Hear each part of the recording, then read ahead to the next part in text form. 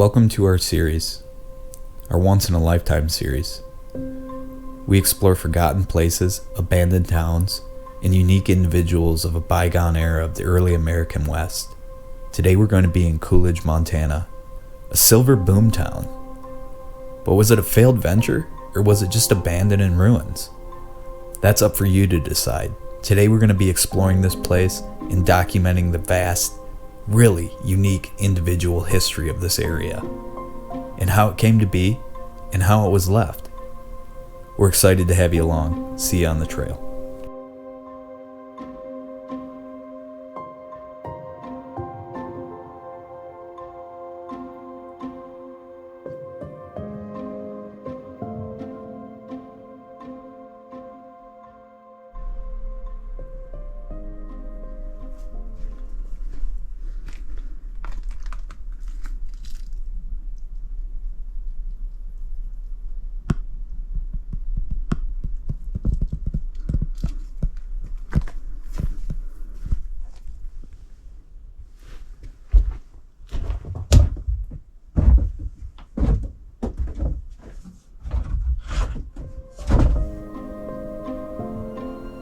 It all began in 1872 when a man named Preston Sheldon discovered rich veins of silver high in the Pioneer Mountains.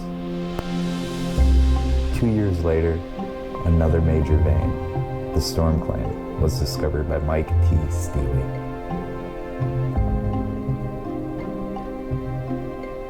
News of the silver discovery spread like wildfire, attracting prospectors far and wide. All across America, people were searching to eke out a living, to strike it rich in the hills. And they all flocked to areas like this, with no prior knowledge of the wilderness, no knowledge of a grocery store, where their next meal would come from. But they had a deep, profound faith. In a result, dozens of claims and mines sprung up. Aw man, let's turn around. Today's gonna be no good without fireworks in a historic ghost town that's ready to go up in flames. What are they thinking? On a serious note though, it looks like we got a 1-mile hike and we're headed to Coolidge Ghost Town. So we're gonna put as much history and documentation in this episode as we can. I'm excited to have you guys along on the trail. As you can see, it's a beautiful day. And we're on our way up the trail. So we have a 1-mile hike, and the town's kind of sporadically spread out. It's a silver boom town, one of a kind in its era. And it was founded by a former governor who, after he got out of politics, decided to get into mining, which may be a bit of an ethical dilemma or kind of a strange thought. If you go and buy all these parcels and then you make one of the biggest silver producers in the Montana state territory, and then it suddenly crashes after the failure of the Sherman Act and the economic depression of early America. But that's where this leads us. So follow us along on the trail. Welcome to another episode of Outback Jack. This one should be fun.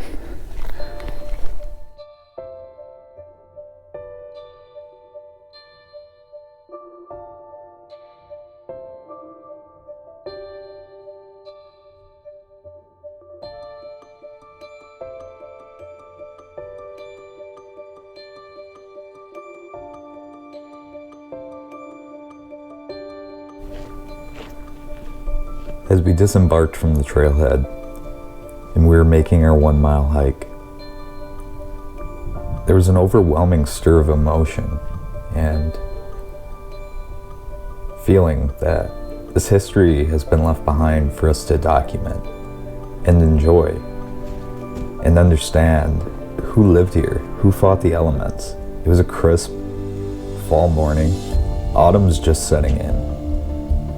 The trees are changing, nature's taking hold, and it's following its natural path.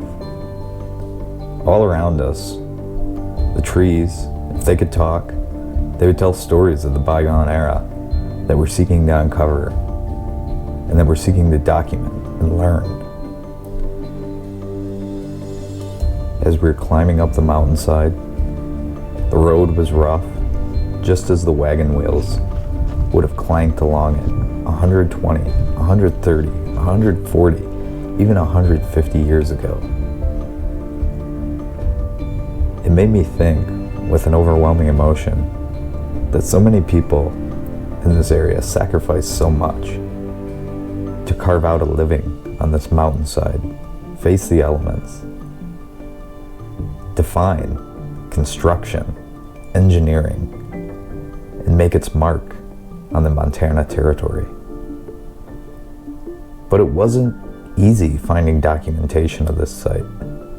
The site was rather obscure, almost like history books didn't want to cover it.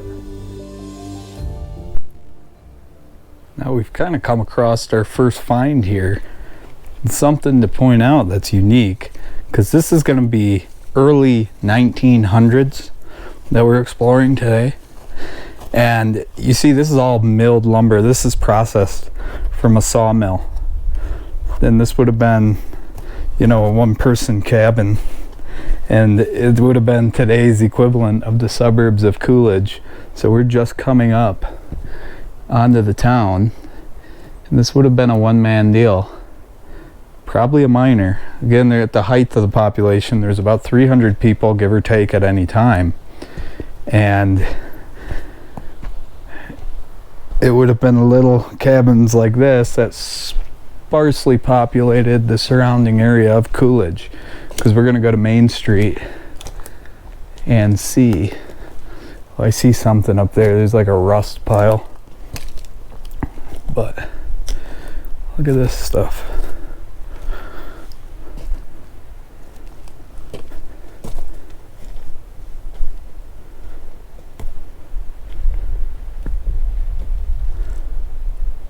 Huh. Wonder why that is. Yeah. So this, and they're dotted all around here, these small cabins. And look at all the waste. All these cans, these old cans. And this is just, I guess they would have thrown them out here. I mean, there's no way we're gonna recover a date on them. But this is interesting.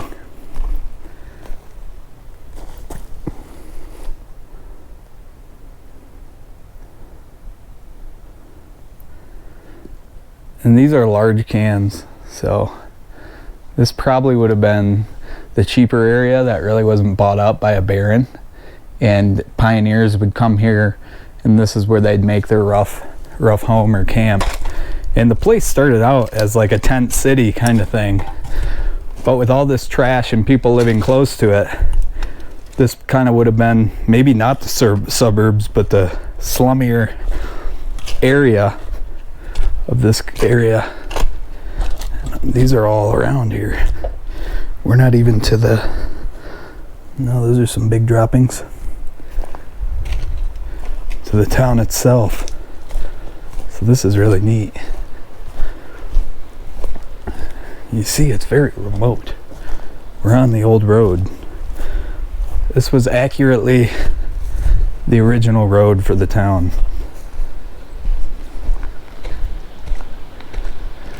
This one would have been a fun cabin, nice cabin for its time. But again, it's not hand hewn. This is all processed lumber into planks that was brought up here by train or whatnot.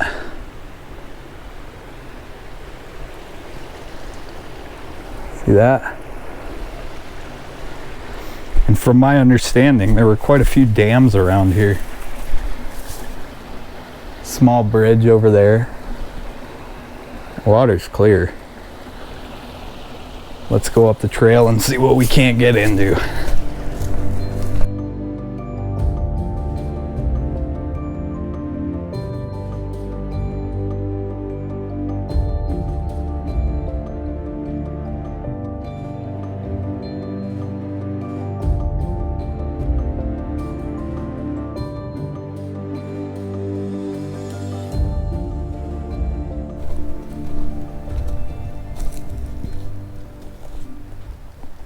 Fire treated wood.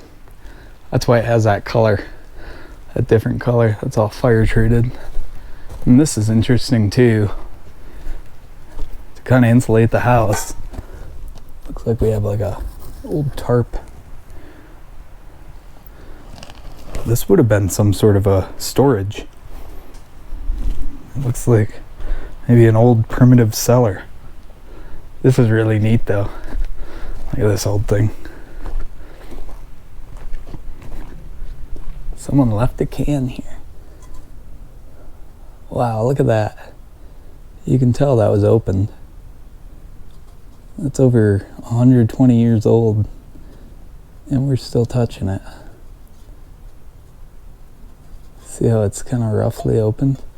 And it looks like it was opened by a knife. Cut it and then pushed it. That's why it's all fringed out.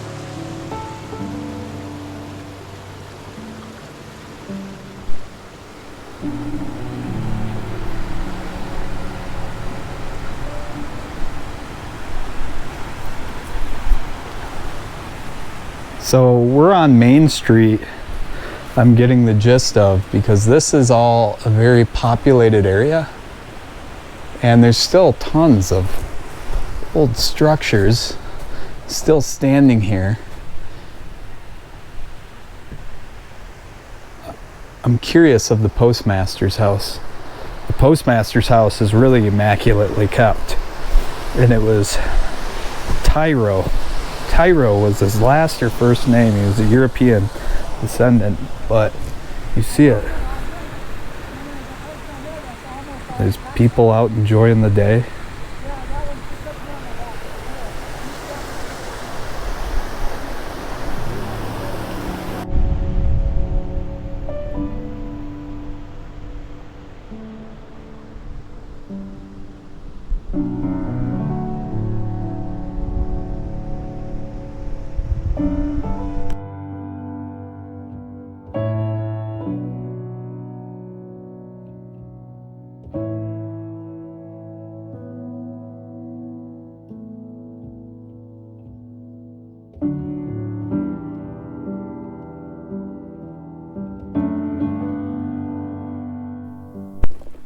So these are something to look out for too. Bears were a problem here, not your neighbors. These are metal bars, iron bars, screwed into the frame here.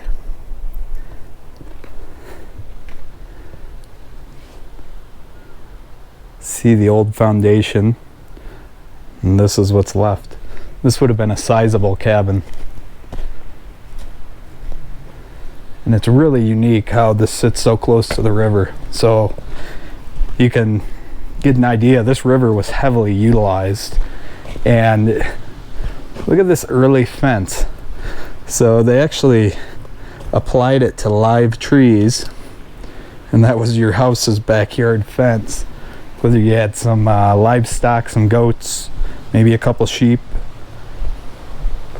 But this area still has free range cattle, and you can tell that it's all over. Horseshoe marks, everything, or hoof marks, but the water is very clean. For a large mining settlement to be living along it, it's very clean today. Old pipe in there. And I'm wondering if that structure there was some sort of a wheelhouse or a mill house for power, for early power, based off of a mill.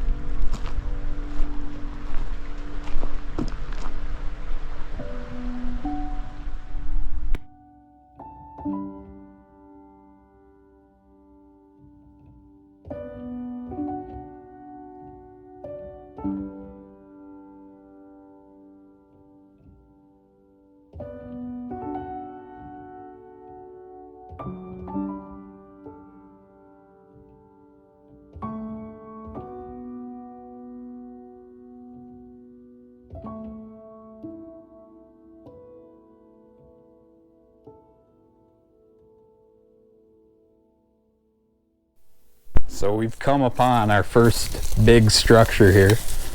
And there were stores, town hall / pool hall, and the size of this thing would lead me to believe that this probably is something to do with the community and hosting the community for gatherings, because we're very close to the postmaster's house right there. So on this stretch of town, which we're going down Main Street, what was Main Street of the once booming Silvertown, and this is the most sizable structure we've seen yet. If you've been watching so far, there's a lot of parts to it. So this will be interesting to further research, see exactly what this was and why it was so large and had such a big footprint in the center of town. That's what leads me to believe this was some sort of a gathering hall. You see, the whole main street's going on us, dilapidated. And again, it's why exploring this history, getting close to it before it goes away, documenting it, and exploring the energy of the area is so important. But look at this.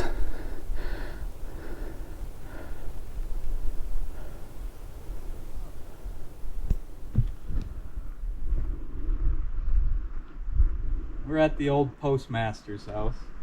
You see this beautiful retainer wall here. This put some effort, time, and money into it, but the postmaster back in the day played a pivotal role in the community because mail would come in, information from the outside. We're so far up into the mountains. This was almost the president of the area, or the mayor if you would, because he had control of information coming in, information coming out, important business dealings. Whether you sent a private letter or you needed some sort of a telegram sent at the nearest rail town, this was the guy to do it. You can see that reflected in this house or cabin.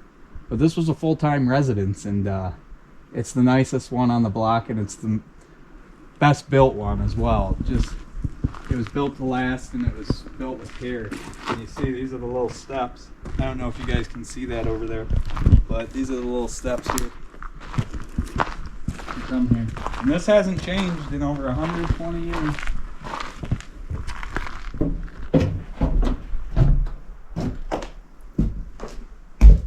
Well, a lot of graffiti. A lot of people who seem to not care about preserving history. But nevertheless, very neat. And this was a fancy place. You had flooring. I don't know what this is. Maybe some linoleum. Yeah. Wallpaper. Some paint added to the area.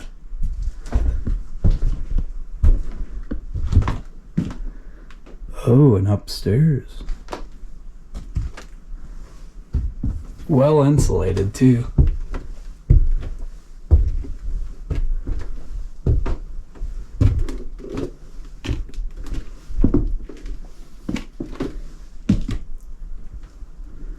Your chimney flute.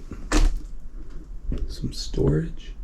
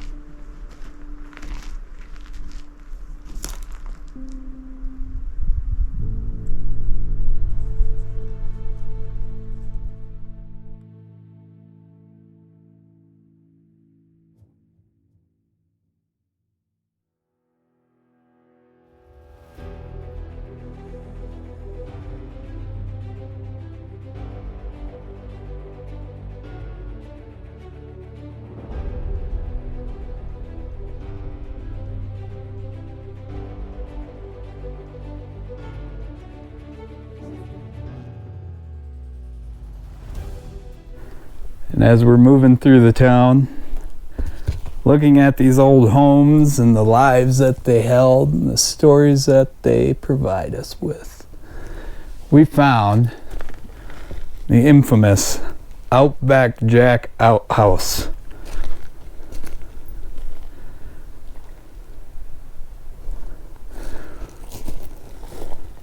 Let's see what sort of condition the facilities are in.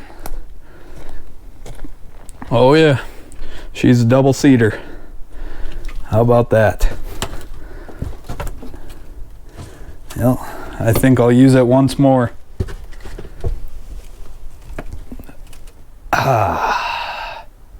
Nothing like a beer and a long, relaxing break.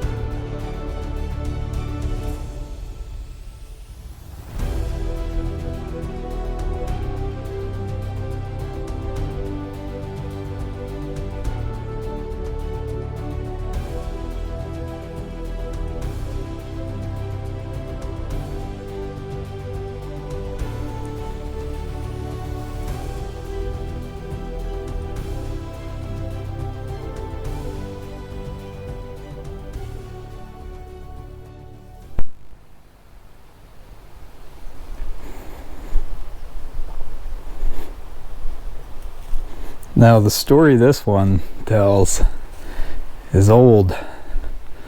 So it's interesting as we keep going across all these, if you notice a lot of them are sawmill produced lumber. This is locally sourced though, and these are sporadically spread out and they're chinked locally as well, hand hewn. Now see, this is some more sawmill stuff, but this is a little rougher than what's on the other houses. This is a nice one. This was a nice cabin. Do you see the despair it's falling into? So this tree at some point was over here and ended up falling onto the cabin along with its brother right there. So very interesting, just looking at this stuff, seeing the different details of the town. Not one place was alike. They all have their own little quirk or characteristic. And see, this is another cold food storage cellar that's in the ground.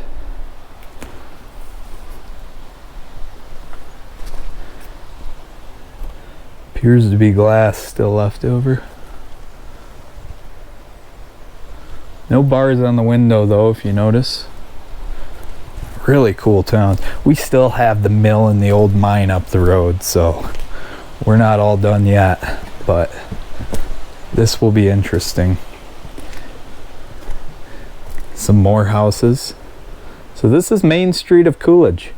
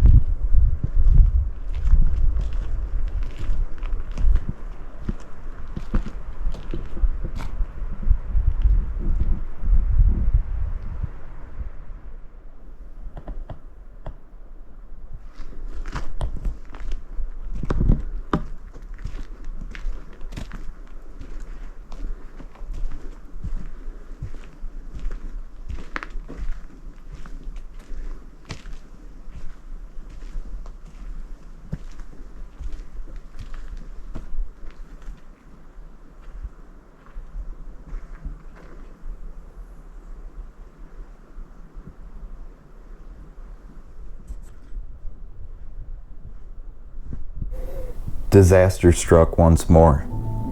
This time a local issue, a domestic issue. Something that also wasn't kept up or monitored. The Wise River Dam failed. Due to this dam failure, extensive damage to the railroad leading into Coolidge and the surrounding claims to ship the ore, the smelted ore, the pay grade, to the supercenters of the country and provide the vital liquidity the mine and the city of Coolidge itself needed. Nature took Coolidge. It reclaimed its territory and its natural order. There were no more trains roaring in and out. There was no more 750 whopping tons of processed ore being shipped to the farthest reaches of the economic centers of the United States. It was closed off from the rest of the world, the same way it was found. We're making our way up to the old mine itself. There's plenty of cattle around here. It's like they haven't seen people, which is cool.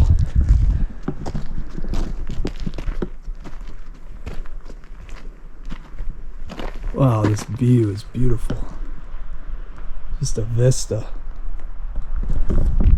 Let's get up to that old mine.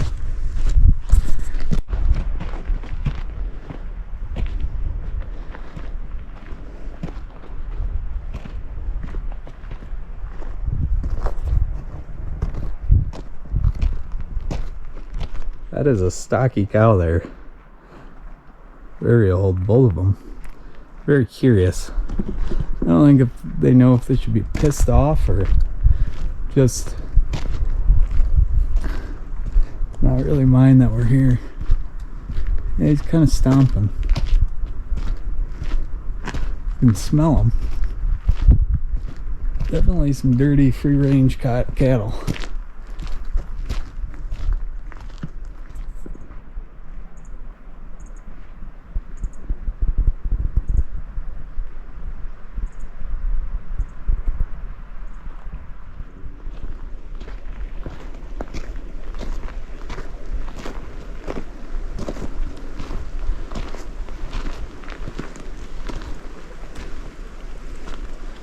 And I think we stumbled upon the Elkhorn Adit.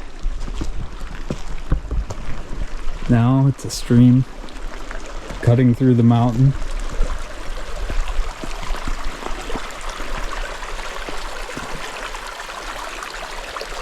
Some guards there with falling rocks. Very interesting. You see how the authorities packed bricks on top of that wood, not bricks, boulders, to keep people from getting out through the top, or getting in, not out. I hope there's no one living in there and hanging out in there. But this would have been the whole mine shaft that started Coolidge. This would have been the primary shaft here. And this was all carted down on wagon. Then a rail spur was brought forth, and it was shipped away and smelted. But this was the catalyst here for Coolidge itself. That was the money source. And we're just gonna go through here, see what we can't find.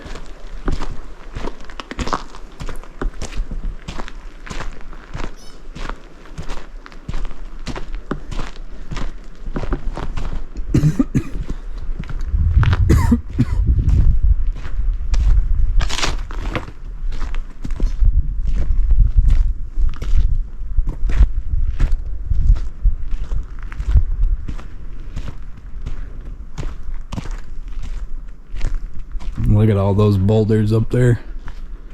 Rough old boulders. Old ore chute. So there may have been another shaft up the road. There's electricity.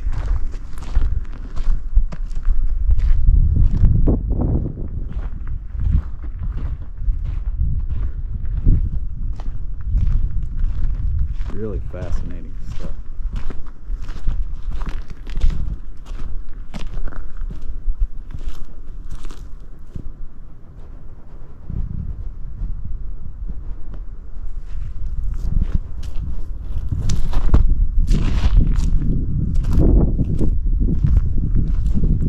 What's unique too is, look at all this crushed earth. This here was all original.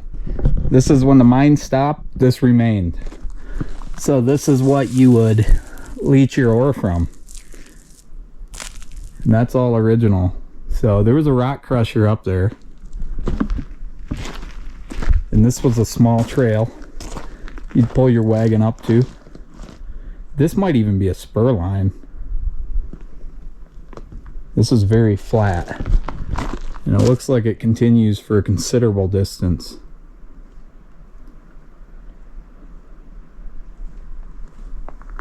Interesting stuff, guys.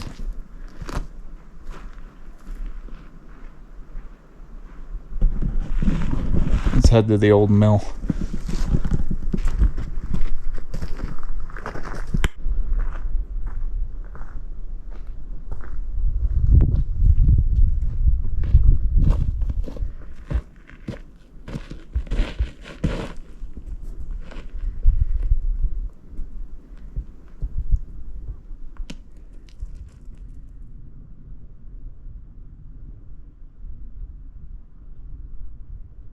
I've always wanted to pet a cow, and there's no more of a beautiful pasture than we're seeing right now. Let's see if we can get one.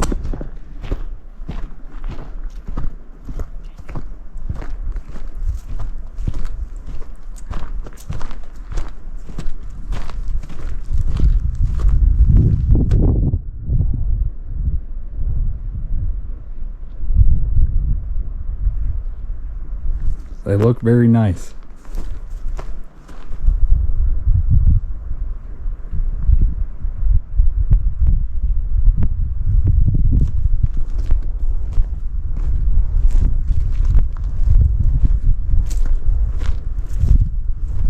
That is a big bull.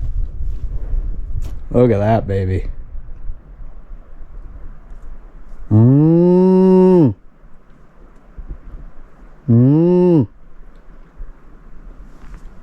Well, they got their babies by them, so I better stay away.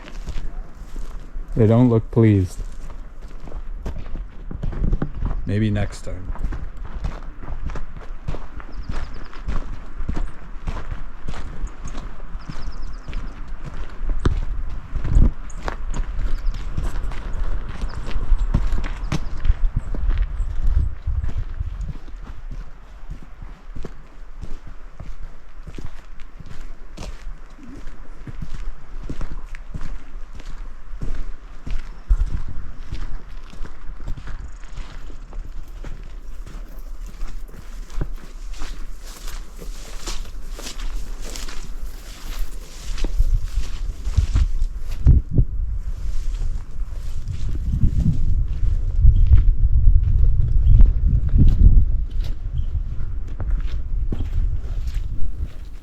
Now we found our old mill, and this thing was a mega mill. As we get here closer, you'll see the enormity in size, and it's just huge.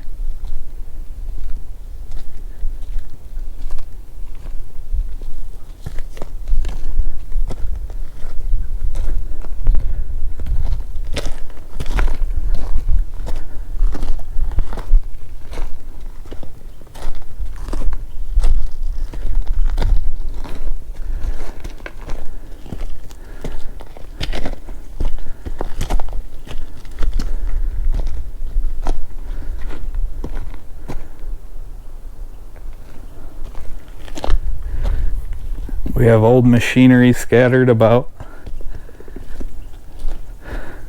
Look at the chimney on that. Old brick chimney.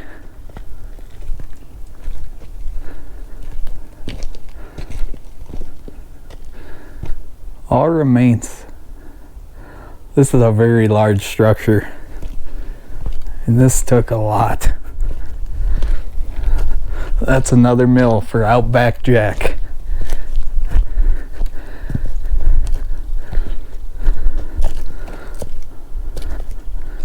That is awesome. Look how big it is.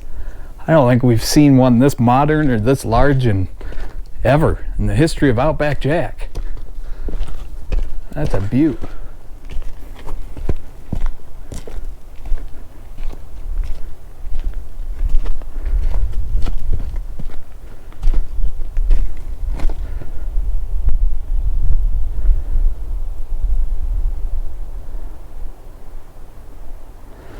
And you can see the mill even jutted out farther, but I think I read somewhere parts of it were demolished due to structural integrity, and you know, someone coming up here and something falling on them.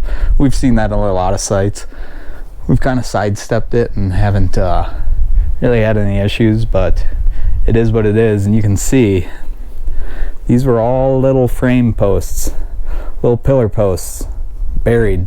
They'd shoot up and it'd actually extend this old mill all the way down to here, and then you'd have your ore chutes, and it was just really a project. I mean, this is a project in itself, and its design is almost a civil construction type of design, if you know what I mean.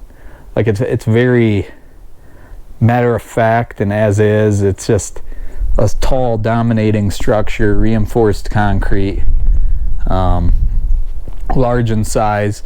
And I think a lot of that influence came from the corporation that William, the former governor, founded to create this mining company, or Elkhorn Mine, which Elkhorn Mine was attached to his corporation. And I think a lot of the funding went to previous civil construction groups or companies that he worked with. And you see that there will never be another mill, no matter how modern, that is this engineered and this precise.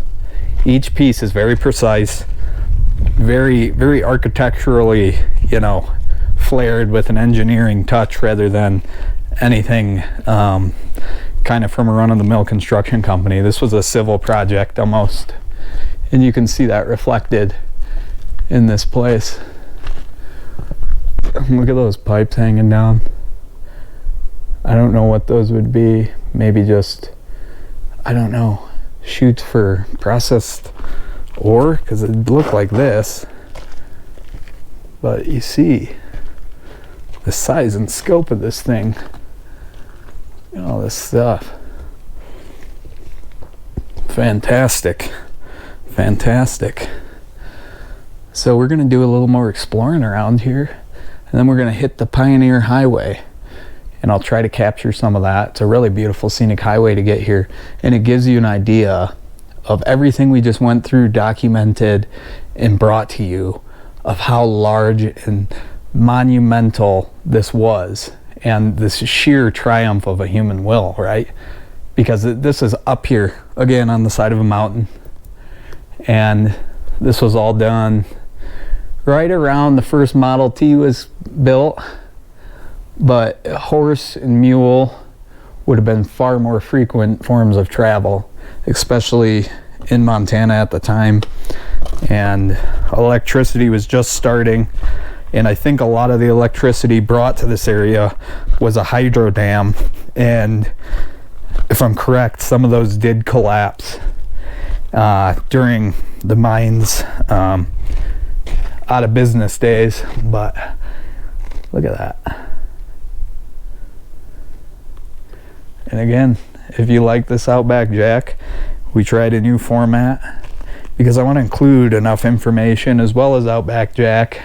I know I've made the channel myself and built it upon me exploring, but I think that the more you look into these places, they're not documented enough from a video perspective or a documentary perspective. And I'm going to try to put as much information, documentary form, as well as Outback Jack exploring. So if you like this video in this format, give me a thumbs up. Let me know. If you're new to the channel, welcome. Give us a subscribe and like, and maybe even drop a comment introducing yourself. We're a pretty tight-knit YouTube channel community, and I appreciate your time, and It was a beautiful day to share with you guys. So stick around and we'll just be milling about. See you on the trail.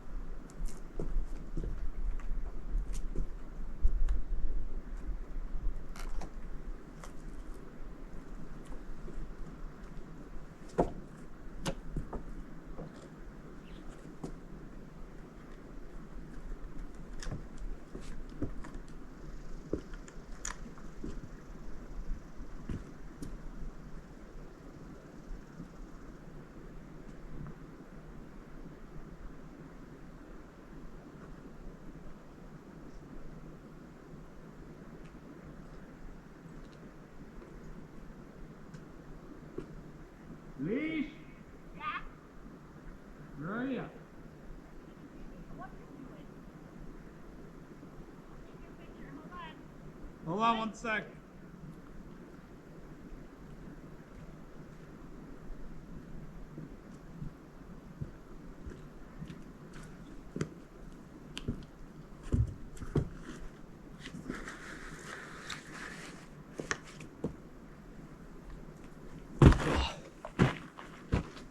Don't try that at home.